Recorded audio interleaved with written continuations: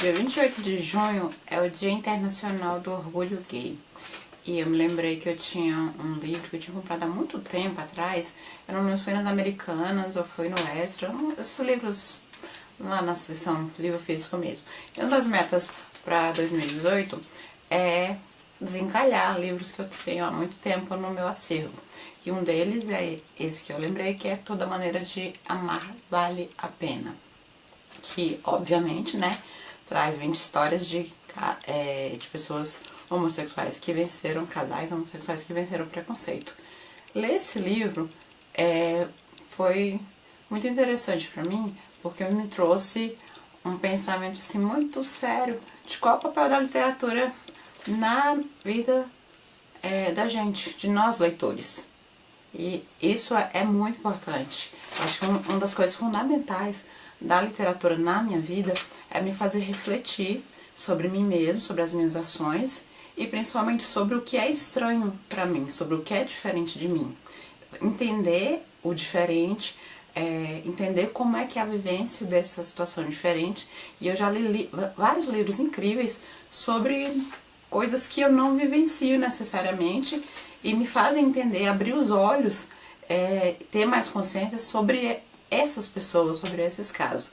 E uma das coisas que esse livro traz para mim é uma vivência diferente da minha, eu sou hétero, e esse livro é uma coletânea de 20 histórias, né, de relatos de casais homossexuais, e foi feita a coletânea por uma jornalista, deixa eu ver o nome dela que eu não lembro, a Beth Orsini. Ela é carioca.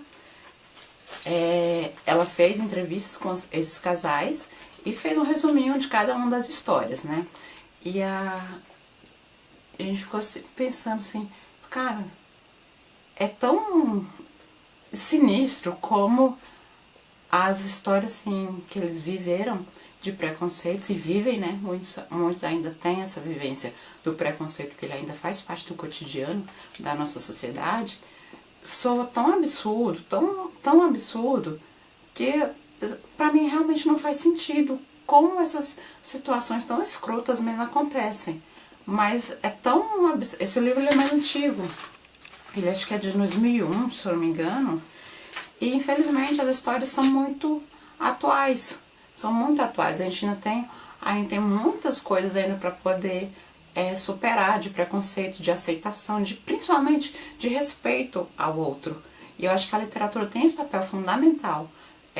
Então eu convido vocês a lerem livros diferentes, da sua vivência, da sua ótica, do seu cotidiano mesmo, para poder entender como é que é o outro. Esse livro me lembrou muito a um outro livro que eu gostei muito, que chama Cartas de Amor de Mulheres Notáveis. E naquele livro, no vídeo que eu comentei sobre aquele livro, eu falei que uma das coisas que me marcou profundamente nesse livro foi como as mulheres que tiveram apoio da família, que tiveram apoio dos seus maridos, no sentido de respeitar a sua individualidade, a sua vontade, o seu conhecimento, a sua vontade de ser alguma coisa, de não ser pura e simplesmente uma coisa imposta pelaquele grupo, pelaquela sociedade naquele momento, como aquelas mulheres que tiveram o apoio dos seus pais, pai inclusive o masculino mesmo, né, do seu pai e do seu esposo, para que pudesse florescer, ser aquilo que quisesse. Foram mulheres que tiveram oportunidades e foram realmente mulheres grandiosas na nossa história, na história da sociedade em geral. Esse livro aqui, nossa, chega a me arrepio. Esse livro aqui só me fez pensar muito isso. Todos os casais que tiveram mais apoio da família, mais apoio daqueles que os cercavam, tiveram realmente mais sucesso na vida. Sucesso no sentido não só a questão financeira, mas de desempenho, de satisfação e de realização mesmo, e principalmente de plenitude do ser, de plenitude de poder ser quem é que eles quisessem. E principalmente uma das grandes coisas que está aqui é que essas pessoas elas querem ser felizes. Felicidade. Por que tanta gente fica negando esse direito a essas pessoas? A tantas outras pessoas que têm uma sexualidade diversa, diferente da padrão, que seria a heterossexual. Eu fiquei, nossa, assim, os relatos são muito... Eles estão pedindo direitos básicos, eles estão pedindo direito de felicidade, eles estão pedindo o direito de ser cidadão. Pra mim é complicado falar muito sobre essa situação. Eu acho que eu realmente não sou, né, a melhor referência. Eu acho que do tema, pessoas que de fato têm essa vivência, tem canais maravilhosos aqui no YouTube, eu dei uma olhada em alguns, que tratam, né, dessa vivência, dessa luta, dessa aceitação, desse problema, de como superar, como continuar brigando, principalmente, né, não só de superar, mas continuar brigando pelo direito que eles têm, porque tem sim direito. E é muito bacana ver, eu recomendo muito um canal que eu vi, que é o canal das Bi. Eu já vi alguns vídeos dela em situações anteriores, assisti alguns depois que eu li esse livro, porque eu achei importante, relevante, e eu acho que, obviamente, elas podem falar com muito mais categorias sobre a causa. E é importante que a gente assista, leia, veja filmes sobre essas temáticas e outras temáticas, de tudo que é diverso à nossa realidade, para poder entender e respeitar. E aí eu vi assim, são casos de amor que eles abordam situações de relacionamento mesmo, relacionamento a dois, entre homens, dois homens, entre duas mulheres, e falam com plenitude mesmo, sabe? De casais que estão juntos, que permanecem juntos, que estão exercendo o conceito de família, a vivência, fazendo planos juntos. Então, é muito, muito bonita. E tem alguns trechos que eu achei muito tocantes. Era como se eu tivesse chegado em casa quando eu conheci o amado dele, cansado depois de uma longa viagem, e então senti que aquele era o meu lugar. Desde aquele dia, uma luz se acendeu na minha vida e nunca mais se apagou.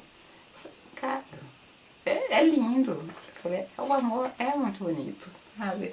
Eu fiquei assim muito encantada com as histórias, é muito bonitinho o jeito que eles declaram em vários momentos o amor, né, aos seus parceiros.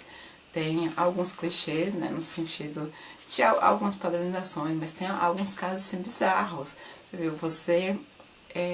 A pessoa ser desprezada pela orientação sexual numa situação onde ele é um astro do esporte, um excelente jogador de vôlei, e ele é desmerecido pela torcida, nem pelos seus companheiros de time, por ser homossexual, como se isso o fizesse dele menos, entendeu?